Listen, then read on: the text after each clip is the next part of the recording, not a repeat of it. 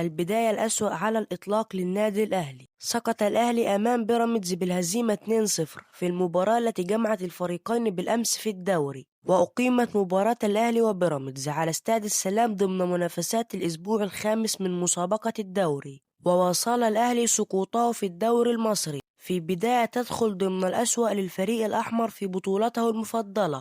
وخاض الأهلي 4 مباريات، استطاع أن يجمع 5 نقاط من فوز وتعادلين وهزيمة من أصل 12 نقطة، ويواجه إسباني خوسيه ريبيرو مدرب الأهلي شبح الرحيل بعدما تلقى رسائل غاضبة وانتقادات عنيفة من جانب الجماهير الحمراء. ولا شك أن بداية ريبيرو مع الأهلي تدخل ضمن الأسوأ من بين مدربي النادي الأهلي على مدار تاريخ النادي الذي بدأ 1907.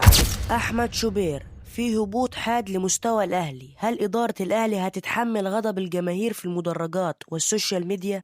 الإدارة مقتنعة إن ريبيرو كويس، لكن في ظروف تتحكم فيك، الإدارة ما بتستحملش الضغوط.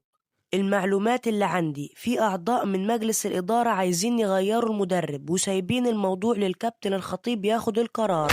سيد عبد الحفيظ: الأهلي دائما يحتاج الأفضل في كل شيء، ونحتاج اللاعبين الرجالة في الملعب. يعني الأهلي محتاج مدرب تاريخه يتكلم عنه أو حد مقتنع بيه. الأهلي يستطيع تقديم كرة أفضل بكل تأكيد، ويجب أن يتم سؤال كل مختص داخل النادي. الأهلي يمتلك النسبة الأكبر بين جميع منافسيه لحصد الدوري، ومردود ريبيرو غير جيد على الإطلاق في أول 7 مباريات. هاني رمزي: ريبيرو مدرب محدود فنيا، وكنت متحفظ على الحكم عليه مبكرا، لكن استمراره أصبح غير مقبول خاصة بعد الأداء المشوش وغياب التنظيم داخل الفريق.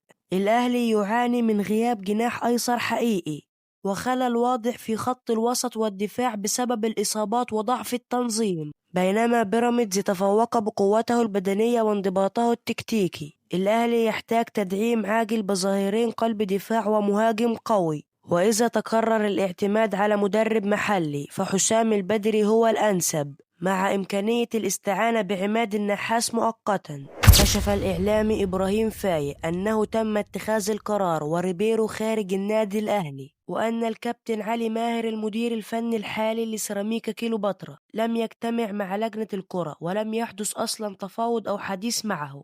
الراجل كان متواجد اليوم في النادي لعمل بعض الإجراءات الخاصة به في الشهر العقاري. اسم الكابتن حسام البدري قد يكون مطروحا على السوشيال ميديا، لكنه ليس مطروحا بالنسبة لصانع القرار في الأهلي.